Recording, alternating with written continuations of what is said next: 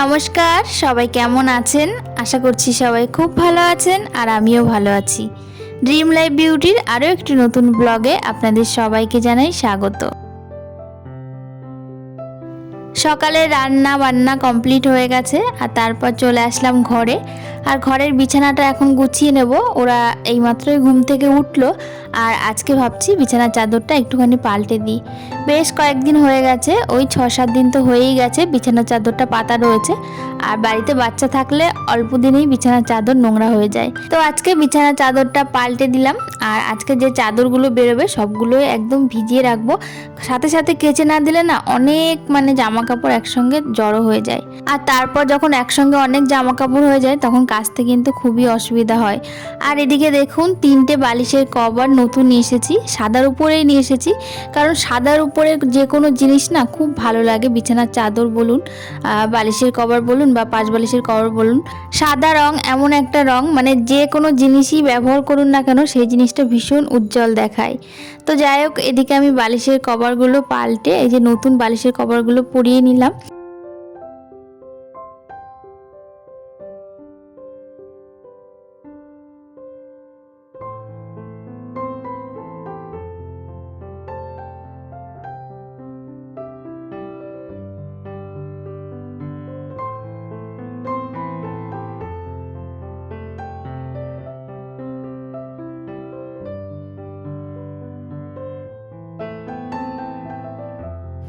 বিছানাটা তো সুন্দর করে গুছিয়ে রেখে এসেছি আর তারপর চলে এসেছি রান্না করতে। আর তার আগে যে বেডশিট বালিশের কভারগুলো বেরিয়েছে সমস্তটা কিন্তু আমি একদম সার্ফে ভিজিয়ে রেখে এসেছি। আর আজকে রান্না হবে একটুখানি বেশি অন্য দিনের তুলনায়, বেশি বলতে ওই 2-1টা পদ বেশি, খুব বেশি তা নয়।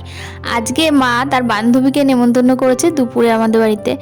বান্ধবী ঠিক বলা যায় না, মামি হয়, আমাদের পাশের বাড়িতে থাকে। আসলে ওনার ছেলের চাকরি সূত্রে ওই মামি এখন বাইরে থাকে আর কিছুদিনের জন্য এখানে এসেছে, আবার কয়েকদিন বাদেই চলে যাবে। তো এই ফাঁকে মা আর কি ওই মামিকে একটুখানি দুপুরে আমাদের বাড়িতে খেতে বলেছে। তো সেই জন্য একটু রান্না বান্না হচ্ছে। মামি যেহেতু বয়স হয়ে গেছে খুব বেশি রিচ খাবার খায় না, হালকা পাতলাই খায়, আর সেই জন্য হালকা পাতলাই রান্না হচ্ছে। তো প্রথমেই আমি ডালটা বসিয়ে দিয়েছিলাম। তো আজকে ডাল করেছি একটু টক ডাল, টমেটো আর একটু তেঁতুল দিয়ে টক ডাল করেছি। এই সময়টাতে যে টক ডাল খেতে এত ভালো লাগে টমেটো দিয়ে, কি বলবো। তো আমাদের বাড়িতে তো প্রায় রান্না করি, তো আজকেও করলাম। আর ডালের সঙ্গে একটুখানি করছি বেগুন ভাজা, আর এর সঙ্গে না পেঁয়াজকলি ভাজা করব। এই পেঁয়াজকলি এই সময়টাতে খুব ভালো লাগে খেতে। এখন পেঁয়াজকলির কিন্তু অনেক দাম, আর এই দামের সময়তেই যে পেঁয়াজকলি ভাজাটা এত ভালো লাগে কি বলবো। তো যাই হোক, এদিকে বেগুন ভাজা হয়ে গেছে, অল্প করেই বেগুন ভাজা করলাম আর এর সঙ্গে অল্প করে একটুখানি পেঁয়াজকলি ভেজে নেব।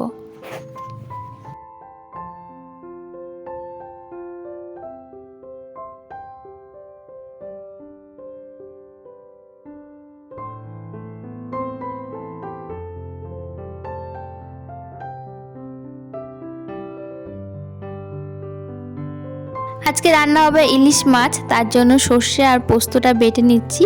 ইলিশ মাছ আলু বেগুন দিয়েও ভালো লাগে, তবে সর্ষে পোস্ত দিয়ে একটু বেশিই ভালো লাগে। আর সব সময় আলু বেগুন দিয়ে মাছ কিন্তু খেতে ভালো লাগে না, অন্যান্য মাছ তো আলু বেগুন দিয়ে খাওয়াই হয়। তো আজকে ভাবলাম সর্ষে পোস্ত দিয়ে ইলিশ মাছটা রান্না করি।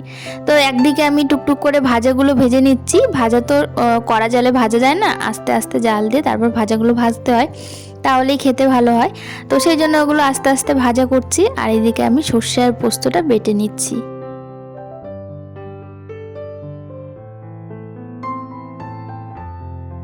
ওদিকে মশলাগুলো বেটে নিতে নিতে এদিকে আমার ভাজাটাও হয়ে গেছে। আর এরপর একটু চাটনি বসাবো। আম আনা হয়েছে, আর গতকালকে না রাত্রেবেলা ছোটদা মিষ্টি নিয়ে এসেছিল, তো সেই মিষ্টির শিরাগুলো রয়েছে, তো সেই মিষ্টির শিরা দিয়ে আজকে আমের চাটনিটা করব। তবে যতটুকু মিষ্টির শিরা আছে ওইটুকু দিলে কিন্তু আমের চাটনিটা মিষ্টি হবে না, তার সঙ্গে চিনিও মেশাবো। আর এখানে 2টো আম আছে, 2টো আমের চাটনি করছি। আমরা চাটনি ভীষণ পছন্দ করি। আর দেখবেন যে কোনো খাবারের পর লাস্ট পাতে যদি একটুখানি চাটনি খাওয়া যায় তাহলে কিন্তু সেই খাবারের তৃপ্তিটা খুব ভালো মেলে।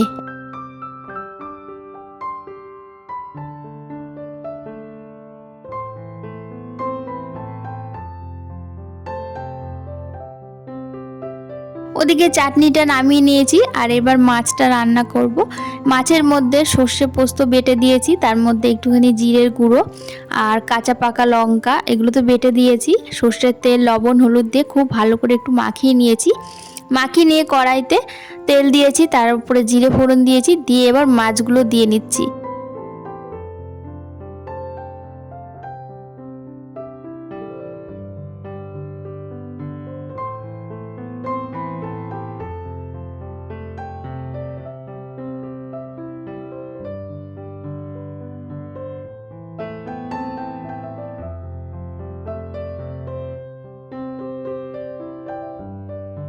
ইলিশ মাছটা হালকা একটু ভাজা হয়েছে, তারপরে মশলা ধোয়া জলটা দিয়ে কাঁচা লঙ্কা দিয়ে দিয়েছি আর তারপর ঢাকা দিয়ে নামিয়ে নিয়েছি। ইলিশ মাছ রান্না কিন্তু খুব সহজ সর্ষে পোস্ত দিয়ে, তো খুব তাড়াতাড়ি হয়ে গেছে। আর এরপর ইলিশ মাছের যে মাথা ছিল সেই মাথা দিয়ে পুঁই শাকের ঘন্ট করব। আর এদিকে দেখুন আমি একটা ভুল করে ফেলেছি, ইলিশ মাছটা আগে না ভেজে উঠিয়ে রেখে এদিকে আমি ফোড়নটা দিয়ে নিয়েছি। তো কি আর করা যাবে, তো ফোড়নটা একটুখানি খুন্তি দিয়ে উপর দিকে উঠিয়ে নিলাম, উঠিয়ে নিয়ে তারপর মাথাটা দিয়ে একটু ভাজা ভাজা করে নিয়েছি। আর তার মধ্যে দিয়ে দিলাম আদা থেতো করে দিয়েছি বেশ খানিকটা, দিয়ে এবার সবজিগুলো দিয়ে দেব। এর মধ্যে কুমড়ো, বেগুন, পুঁই শাকের ডাঁটা, আর পুঁই শাকগুলোতে না সেই পুঁই মিটুলি বলে সেগুলো ছোট ছোট হয়েছে। তো এই পুঁই শাকটা আমাদের বাড়িতেই হয়েছে, তো ওখান থেকে দুটো ডগা কেটে নিয়েছি। আর এর মধ্যে দিয়েছি 2-4টে গাঠি কচু যদি এই পুঁই শাকের ঘাটের মধ্যে দেওয়া যায় না তাহলে খুব ভালো আর কি জমে পুঁই শাকটা। তো এদিকে ভালো করে কষিয়ে নিয়েছি, আর কষানোর পরে কাঁচা লঙ্কা দিয়ে দিলাম ফেরে। আর এই মোটা মোটা কাঁচা লঙ্কাগুলো না প্রচণ্ড ঝাল, মাত্র 3 থেকে 4টে কাঁচা লঙ্কা দিয়েছি। আর তারপর ভালো করে কষিয়ে আর শাকটা একটু পরে দিচ্ছি, কারণ শাকটা তো খুব তাড়াতাড়ি আর কি গলে যাবে। আর সবজিগুলোর সাথে যদি শাকটা দিয়ে দিতাম তাহলে শাক থেকে জল বেরোতো, সবজিগুলো খুব একটা ভালো কষাতে পারতাম না। আর তরকারি কষানোর উপরেই তো ডিপেন্ড করে কেমন হবে, তরকারি খুব ভালো করে কষিয়ে না নিলে সেই তরকারি কিন্তু টেস্ট হয় না। তো যাই হোক দেখুন এদিকে কিন্তু আমার পুঁই শাকের ঘ্যাট হয়ে গেছে।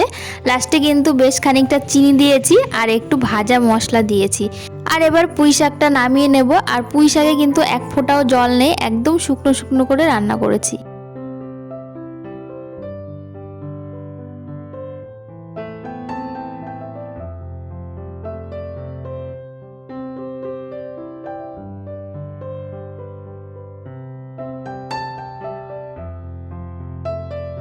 রান্না বান্না তো সমস্তটা আমার কমপ্লিট হয়ে গেছে। তারপর রান্নাঘর থেকে টেবিলের উপরে সমস্ত খাবার নিয়ে এসেছি।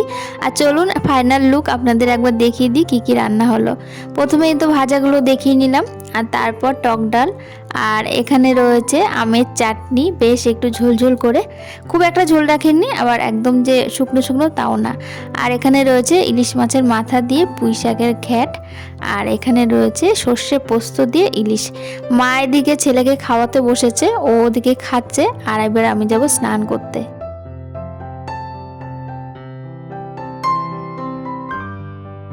জামা কাপড়গুলো কেচে তারপর স্নান করে চলে এসেছি এখন পুজো করতে।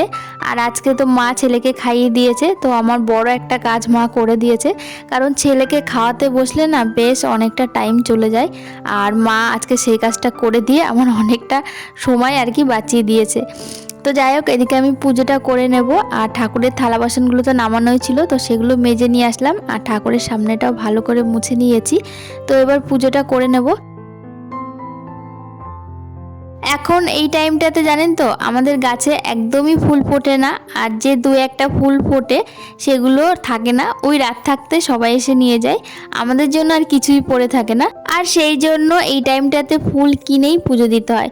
তো আজকেও একটা ফুলের মালা কিনেছি, আর এই ফুলটা হচ্ছে হলুদ গাঁদা ফুল দিয়ে সিংহাসন সাজিয়ে পুজো দিলে কিন্তু দেখতে ভীষণ ভালো লাগে। তবে এখন ফুলের প্রচণ্ড অভাব, সেই জন্য অল্প অল্প ফুল দিয়েই প্রতিদিন পুজো দেওয়া হয়। আর আমাদের বাড়িতে কয়েকটা গাঁদা ফুল গাছ লাগানো হয়েছে, তাতে এখনো পর্যন্ত সেরকম ফুল ফোটেনি, ওই 2-1টা করে ফুটছে।